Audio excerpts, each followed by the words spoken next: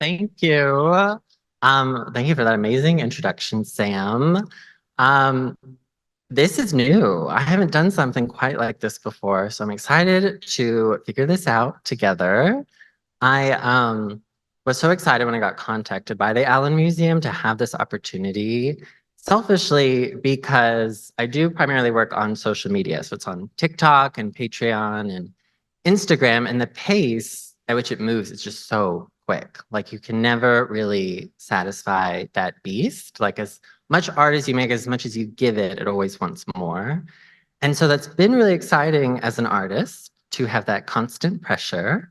But it's also provided little time for like reflection to see like what is going on, like what has happened over these past couple of years.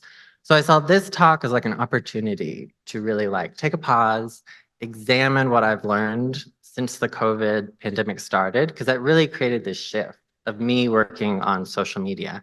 So we are going to examine what I found. At the end, you might be more confused than you are now, and that's okay. There's just no beautiful thesis statement, so that's just a warning. Um, to kind of like introduce the art, because some of you may have seen my work online, which is exciting. Some of you might not know it, which is also great. So to provide a little context is my work right now all centers around this medieval peasant who looks a lot like me, has a bad wig, but I do see as a separate entity, which I kind of wanted to talk about today of how I developed this character. Um, and he is the greedy peasant. He's never been named. I don't know his name. Greedy peasant kind of comes from what people call him behind his back. So the idea is like the noble or like someone high up in the church is like, oh, that greedy peasant over there, like he wants more than he should have. Um, and I've like really connected to this idea of examining the life of like an unknown medieval artisan, really like zooming in on someone who we wouldn't know otherwise. Because the idea is that he exists in this alternate timeline, but still that he's the pageant planner for these incredible royal processions that we know existed, for the royal weddings, for all these religious ceremonies that happened in medieval times. And they had all these amazing costumes and scenic elements and pyrotechnics, but we don't really have information on who made that happen. We know like who's the king who commissioned it, but really who cares, right? I want to know like who was in that costume shop? Like what were those costume fittings like? Like how did the actors feel? And so with this character, it kind of like lets me just indulge that of like really focusing in on this person. Um, the flip side is that that beautiful storyline gets chopped up into like 30-second videos that are seen out of order on TikTok and Instagram. So some people have been following this narrative for years. Some people might join today. I've learned that the algorithm shows you guys videos in any context, in any order. And so as an artist, it's interesting to be like crafting this really specific story, but also knowing it's totally scrambled and the way it's received and just like embracing that. So that's where we are. And then we'll start seeing how we got here. So like most good stories, it begins at a Catholic church in Arkansas. This is really like my home base for the first 18 years of my life. Like, it's a small German Catholic bubble in which I grew up. I went to the Catholic school that was attached to this church. I lived in the same house my whole life. I went to the same school my whole life, this church. So it was really this one worldview. Both sides of my family are like German Catholic immigrants. And so it was this very like one way of thinking. And of course, as a queer person, like coming to terms with who I was, there was just no alternative viewpoints. Like I just knew that I didn't fit in, that what I felt was a sin, that, and I didn't have anyone to talk to. You know, every adult seemed in lockstep as far as queerness being a negative attribute. So, and it was something I was too scared to even like speak, you know, because I thought if I said it, it would ruin everything. So I was thinking back, working on this presentation of like, how did I cope? Because, you know, we did get through the day. Um, and I think I did really cling to the elements of the Catholic Church that I loved. So a good example is this picture book of saints. which did anyone have a copy of this book? Yes. Okay. We see hands. Yes. And it's this beautiful, oh gosh, vintage book. It was probably illustrated in the 1970s, and it's kind of the authority on children's pictorial martyrdom. Uh, or something like that. Uh, so of course I love the visual drama. I loved, it's like this comic book, but like parent approved as far as it represents these holy people, but in these like fabulous costumes throughout time and history, all these amazing deaths. And I was like, a dramatically inclined little queer boy. I was like, I'm reading this. Um, and the perfect manifestation was we didn't dress up for Halloween. We dressed up for All Saints Day at my Catholic school. So one day a year, you're going to this book and you're saying, who am I going to be?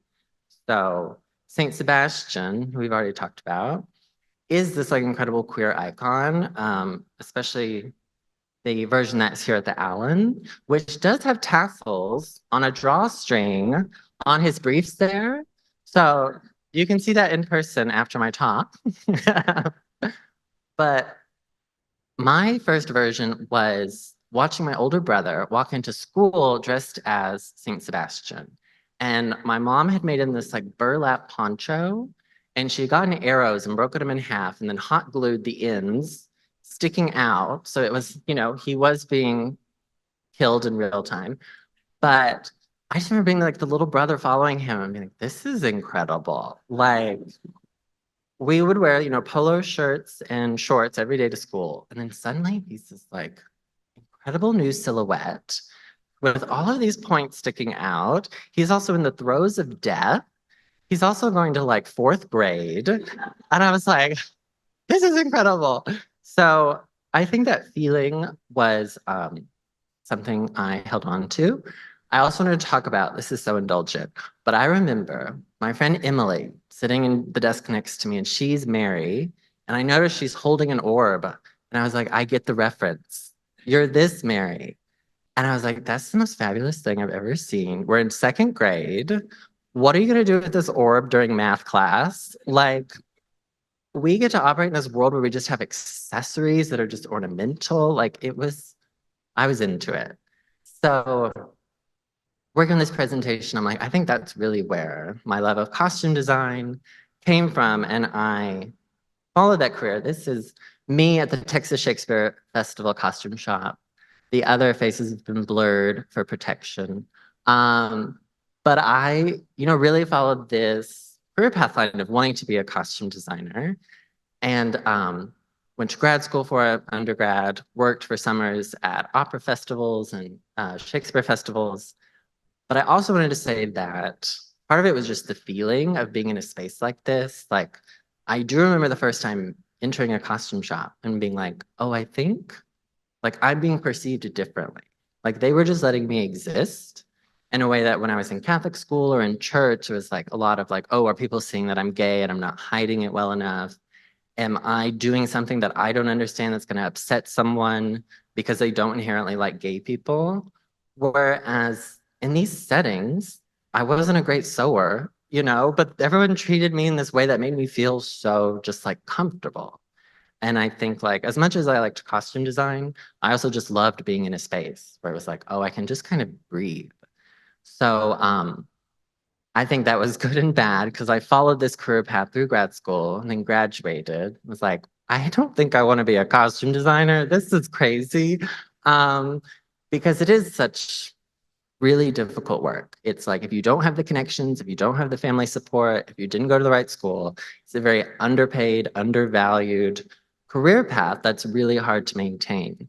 And so that first year out of grad school, I was really at a loss of like, am I committing to this for the next 30 years? Because when I talked to seasoned costume designers, they were like, it does not get better. So I was like, oh no.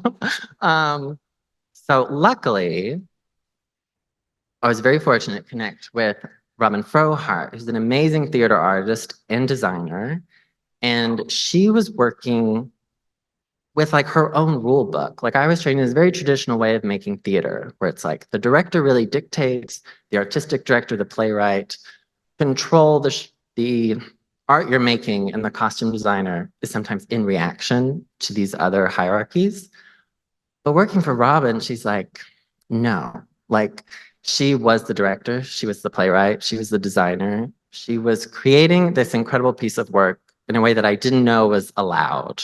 Like she wasn't asking for permission. She had gotten grant money and she was making it happen. So I started assisting her. And as much as this isn't Greedy Peasant, there's no Greedy Peasant without like Robin. So she made the plastic bag store, which was this full grocery store made out of recycled plastic, full of thousands of objects. So all these are hand sculpted, pears made out of Toys R Us shopping bags. And within that is a puppet show, is a cardboard film, our secret rooms. And I was just like so lucky to be around an artist who's like, I'm not waiting for anyone to give me an opportunity. I'm going to make the art that I want to make, and everyone can deal with it because no one was asking for a fully immersive puppet plastic grocery bag store. Um, but once people were there, they're like, oh, I should have been. She like made them eat their word, which I really appreciated. So, of course, just being around someone with that energy 5 days a week for like a year gave me the confidence, to utilize that later. And she was so great because she saw that I was kind of not sure what to do with myself and my art. So she suggested I join this object movement residency program where all these theater artists would meet once a week. And we were all developing shows. And this is me trying to like figure out some medieval puppetry. But it was great because everyone had to be vulnerable. You had to show your process. And it wasn't directors. It was like puppet artists and writers and me as a costume designer. We were all making it up. And so I felt this pressure of like, I can't be a director. I can't be a playwright because no one said I could. But within this context, I had to, which was really helpful to be forced to do something. And I have been exploring this idea. I'd gone down a Wikipedia rabbit hole about King Edward II of England and Piers Gaveston, who are these fascinating historical figures to me. Edward was king. He and Piers were in this romantic relationship. They were both men. They were both married to women and had children.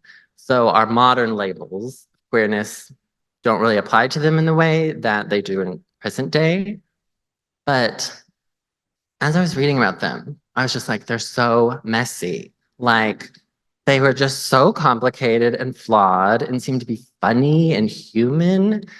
And I realized, like, oh, in my Catholic education, queer people were not discussed. They did not exist according to everything I learned for all of my education. And so to suddenly be like, oh, I think they were there, in like this very naive way that I should have known sooner. But when you're really indoctrinated, you like believe it and you're too scared to kind of figure it out. So this kind of like slapped me in the face of like, oh, here's like a messy gay man in medieval times.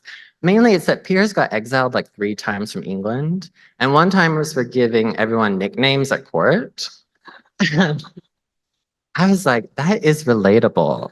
Like, I could really see myself like, not understanding how the joke is landing. And paying the consequences. So it was so nice that they weren't like heroes. They weren't victims. They weren't these perfect examples of queerness. They were just like flawed human beings, which like let me breathe. And I was also interested in that they were in medieval times because especially when I was growing up, the pop culture around the Middle Ages was just like so masculine. It was all about like fighting and they were always in mud and wearing leather. And I was like, I just don't. It must have been such a like heteronormative time, like with what I saw. It's like, oh, men were men and women were women, and I couldn't see myself there. But learning about peers and like remembering what I learned in costume design, like it's such a visually rich time period where masculinity is portrayed so differently than how men in power dress today. And realizing like, oh, I do have an in, you know? I'm not a medieval historian. I'm not an expert on these 2 figures, but I do know how to like tell stories through clothing. And maybe there's something there of discussing their lives and their masculinity through a time period that gave me lots more tools to play with. So as some of you know, like Greedy Peasant is a lot of exploring, like all the different shapes and garments and interpretations of silhouette that exist in medieval times. Whereas men in power today usually wear like a black or navy suit, you know? And so this gave me the energy to keep following this idea, even though I was kind of worried. And also realizing like the architecture at this time is so flamboyant, it's so excessive. It seemed to hold this idea of like a queer imagination in a way that maybe other time periods didn't connect with me. And the idea of maybe I'm not a medieval historian, but I've spent a lot of time in spaces that look like this. So this is in England in the 1300s. This is in Little Rock, Arkansas in 1905. And my dad was a maintenance man at this church. And it was like, you know, I know this is a poor facsimile. You know, this is like centuries later. This is not the real deal. But I spent a lot of time in spaces like this, staring at stained glass windows, being bored, and figuring out what to do with my queerness. And I was like, maybe a medieval peasant's done that too, you know? And I'm like, there's like a certain empathy that could exist of like, we've been stuck in these spaces that are so grand and we're like kind of lost with ourselves. So that was really exciting. And also, this is my vulnerable moment. This, I was like, okay, still don't have a history degree, but if I have a really good costume, maybe people will trust me. So this is me figuring out what this peasant costume would be. It was very much just to be the narrator of this story of these two historical figures. He didn't really have a personality, hard to believe, but and then we did the show and it was just like I got 1/16 of the box office. 50 people saw it. It was on a church balcony that's now been condemned. But I was just as an artist, I was so excited to be able to like finally get to explore these ideas that had been rolling around. Um, but then to know what to do next as far as like, especially theater in New York, it's like I couldn't afford to lose more money than I already had. So I like put it into storage. And then COVID happened. And I was like, maybe being a medieval peasant isn't so, you know, irrelevant. Because we were all experiencing this like plague kind of experience in our own way. So I did pull out the costume and was like, well, there's something here. I don't know what to do. So I started experimenting, you know, with like how this figure could be in conversation with what I was going through, but nothing was sticking. And then Robin, one day she texted and was like, you have to make a TikTok or you're fired. I was like, oh God, just fire me.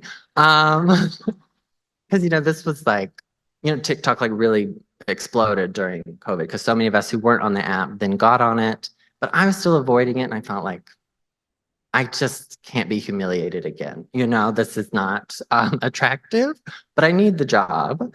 So I was like, I just can't get on there with my band wig and talk to 0 followers and believe in myself. So um, my friend was like, you know what? Let's start with like a filter, you know, so it's not your face. I was like, that's a great idea. This is a hack for any other artist out there. Put your face on a medieval reliquary. Um, and it was within this same, you know, investigating this Catholic medieval art. And I've always been obsessed with these medieval reliquary busts at the Met Museum because they hold body parts of saints. Like there's this whole tradition of relics and reliquaries. So this like grotesque, to some people, practice of like chopping up bodies and distributing them and selling them and worshiping them, which other people see as like this beautiful manifestation of faith. But I was like, what are they thinking? You know? So that became really my entry into TikTok and thinking, well, this is too niche. And TikTok, time and time again, has said nothing is too niche for us. Like, note taken. So eventually, like one of these took off. You know, the algorithm like said, it's you today. And it was out of my control as far as like I was just making lots of videos. A lot of them were plummeting, but one took off and suddenly there was this conversation about like this little sliver of TikTok where we are discussing medieval reliquary, which was so exciting, you know? And then it became like, what do we do with this peasant then within this context? I don't have a mustache here because I thought for some reason that was going to be so historically accurate that that would ruin the whole bit. So just know that sometimes we make mistakes. Like it's okay. And it was this idea of like, I don't know who this is, like on TikTok. It's not me. The joke can't be that it's me in a bad wig. Like he has to believe in himself. And so there really was this moment of like, okay, like who is this character? Like, and I started to see it as like this like second chance to see what my life would look like if there hadn't been like 18 years of being taught to be ashamed of myself, you know, and like every little impulse, every little enjoyment, having to fact check. I mean, like, is that okay? Is that a sin? If I'm happy, that's probably a bad sign, is kind of what I grew up in. And a lot of people grew up in. And so I thought, what if there's a version where it's like, if I really want to like something, maybe he just really likes it. Case in point, tassels, you know, and you're not like, oh, I hope this doesn't, you know, hope I'm not accidentally saying something I'm not meaning to be saying. It's like, what if I just really like tassels? And that's a poor example. But as far as like taking the best parts of myself that I was starting to learn, the farther I got away from what I had been brought up in, and making those the majority of this personality. So I saw it as really this personal experiment. Like I didn't know what that version of myself looked like. And I thought, well, he'll handle it.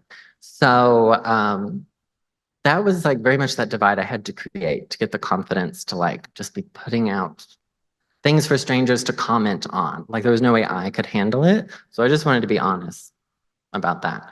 Um, and then it did become like, okay, I have this like veil that I can hide behind. We can try out ideas. Also, like none of my friends and family were on TikTok. So it's like, oh, I could make some big swings. And, you know, my random friend from fourth grade won't see it. Like it's just me and these strangers, which I think gave me as an artist like permission to really experiment. So like one day it was Palm Sunday and I was like, well, let me, you know, I have some thoughts. But I hadn't like been talking with friends over beers about Palm Sunday. I was like, this is probably too niche. I was wrong.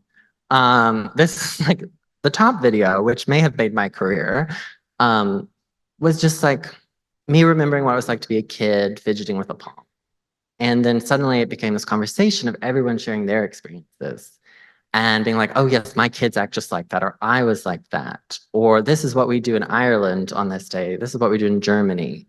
And it was like this, like, I mean, it's weird to talk numbers, but like 4,000 people talking about Palm Sunday created this interesting conversation where I had to realize, like, as much as this is like me trying to figure out myself, this is also this community art project where it's like everyone is in it and commenting, and there's like a whole element to it that seems so unique to social media that like art couldn't have this immediate response 25 years ago. We have people from all over the world discussing Palm Sunday in this way.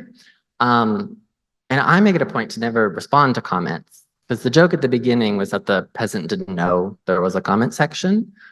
But now it's really developed into this own like community in which they're discussing it and I'm off to the next video. And I think it's this wonderful thing. So we kept trying out new ideas. The reliquaries endured. They have their own line of merch now. You can get a tote bag, which, you know, there we are. But I guess I already spoiled it. But like tassels, of course, became also this like surprise development of this kind of like community aspect to my art, which I never got to experience before when you're like, when it's not in this context. So once again, I was like, well, I'll do a tassel unboxing video. How niche. And it was that idea of like, I do really like tassels. So, but that's kind of ridiculous, right? And the internet said, no, no, we are not joking about this. I'm like, thank goodness, you know, like I didn't want to joke about it. I was trying to hide my feelings. So it has become this symbol for my art as much as like the peasant is this kind of like maybe complicated character. that people try and explain to their wives and husbands. They're like, he likes tassels. And sometimes people up on this on the street will be like, instead of having to say like, oh, you're that gay peasant, they'll be like, do you like tassels? And I can just be like, yes. And it's nice to have that like shorthand. Um, but definitely like this was not my doing. I'm trying to explain like that some of you in this room may have been part of this like movement that has happened within my art, and I'm very grateful. So to justify tassels, it's like not that I need to, but it is interesting within this like medieval Catholic saint artwork, they do appear a lot. So this is Saint Stephen, our first martyr, woo woo, and he has tassels on his dalmatic. And then if you go to Target, 585 results. So I think there is something there, like an object that has endured like way pre-medieval up to present day, and it became this like happy accident of something that people could see in their personal life and then send me a message and be like, I saw this really nice tassel today. Um, and they do. And, or like engaging with art, being like, I'm kind of overwhelmed by this sophisticated art collection. Let me focus on tassels and see what I find. So Sam started me off with this beautiful plate where we have a Galero style hat with tassellated strings. Pause for applause. Okay, thank you. Oh. Sorry, that was too much. Um, this painting is on view. We saw it yesterday. This beautiful altar cloth with tassels. This etching, which is actually upstairs, I just saw it, drawstring tassel. This is on the back of the sculpture, but luckily you can see it, a tassel. And then this might be my favorite, is this like miniature samurai armor tassel. And so I have found that like it is this helpful way of like creating an entry point for people to engage with art that maybe is even too complicated for me to explain sometimes. So, and yeah, I'm very much part of this community conversation around what I'm trying to do. And to the point where I have a PO box now and people send me tassels. And usually it includes a note of like, this was my mother's, my grandmother's. I was on a trip and I bought this and I brought it back and mailed it to you. And it's like, I'm still working on like receiving that generosity and that love because it's overwhelming in the best way. And now there's this whole archive, you know, that I have on my website and my art studio of all these tassels, and they each have a story. It's a good title. Let's see. Okay, so then we kept exploring with new ideas. And I felt like 2 years into this, it was feeling a little like discombobulated. Like, am I just tassels? Like, are we a history account? Are we a comedy account? And I did feel like I needed to pick like a focus to continue on this journey. So it was returning to our origin of like that feeling I felt as like a young person engaging with this art. And so this Halloween, All Saints Day, Yulia and I worked on creating a costume that would be kind of like the pinnacle of like what I wanted as a little kid. And so Saint Bart, to me, is a perfect example of this like Catholic horror show of glamour because he was skinned alive and he's holding his own skin. And if you like look at it, it's like grotesque and nauseating. But if you kind of like squint at it from the corner of your eye, it's like very glamorous. And I like that it can do both. So it was, well, I also included this for shock value, but I just love that it can elicit that reaction or like quiet devotion. And this was kind of like, I'm like, am I doing too much? And then I found this picture this past year. I was like, I can never do enough. It's like, what am I gonna do? TikTok has censored this, but yeah, anyways, I don't need to dwell on that. So Yulia, oh, there I am. Yulia and I really like together made this costume that was like kind of like celebrating all these ideas and appreciating like that I could take the time on social media to share this journey of like really delving in and we spent like 2 months like making this costume. And kind of in contradiction to how quickly TikTok and Instagram want you to move, we're like, no, we're just gonna like take our time, invest in this. And if people are along for the journey, great. And luckily they were. It was so fun to get to share it with people, not knowing how it was gonna turn out. So, and in the same way, it was learning that this had to stay like modular. This had to stay flexible because maybe the way people reacted to it wasn't what I expected. And I wanted the costume to be able to like change and adapt and endure and not just go into a box in my apartment. So Yulia sewed every single one of these snaps, and this created a way for this costume to be reused, for it to have a longer life.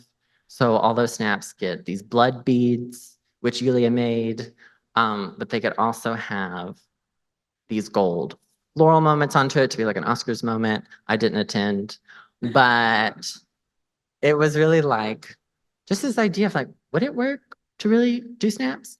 And you know what? It did.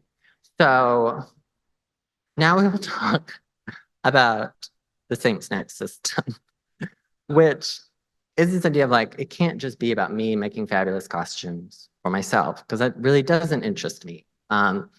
But how can this like grow and expand and turn into this part of this community engagement of like, how could other people feel the feeling of getting to change their identity and come to an event and be in this beautiful encrusted outfit?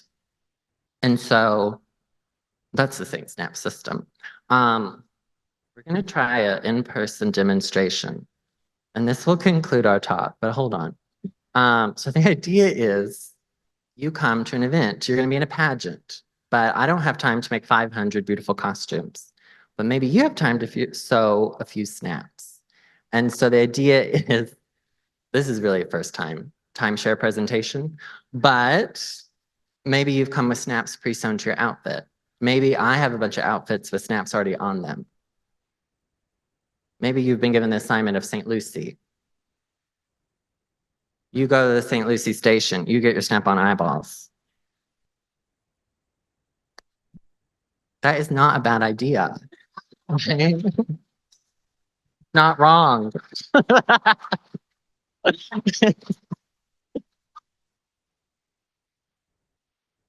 But wait, there's more. Also, this tassel hat box showed up at my PO box. Like I'm telling you, this is a group project at this point. So who's next? I think Steven, our tassel boy. He was stoned to death. And my favorite thing is when he's depicted with those stones just delicately perched on his forehead, like a little headband. So we made these plush stones, but also I'm just taking, we're going for it. I also brought these St. Bart blood beads.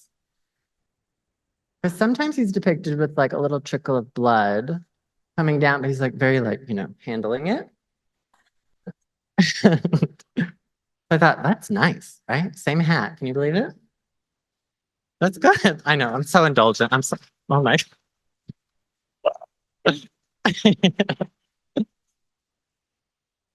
Thank you. And the other thing was a spudger. Write that word down. That is a word I didn't know, but someone's like, it seems like you're unsnapping a lot of snaps. You might need a spudger. And my fingernails were about to fall off. So I'm glad they said something.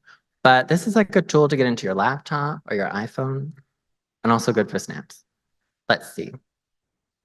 Okay, I've got two more. So at first I was like, oh, you're St. Francis. But then as I was practicing in the hotel room 2 hours ago, I was like, no, what if you're just like all the birds? Right? And like somebody else is St. Francis. Wouldn't that be gorgeous? I mean, we're joking, but you know what I mean. It's like very serious. So I'm just saying it snaps, right? Let's see.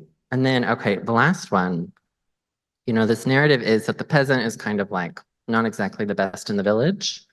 And his dream is to have the Christmas pageant. But this Nepo baby Ambrose always gets it because his dad's the bishop. So I was like, this is my fantasy of like, if we got the nativity, you could be one of the like the barnyard animals. Wouldn't that be nice? And then you can add a tassel to anything. It's gorgeous. Okay, so just keep that in mind for the future. Okay, I hope we all learned something. That's it.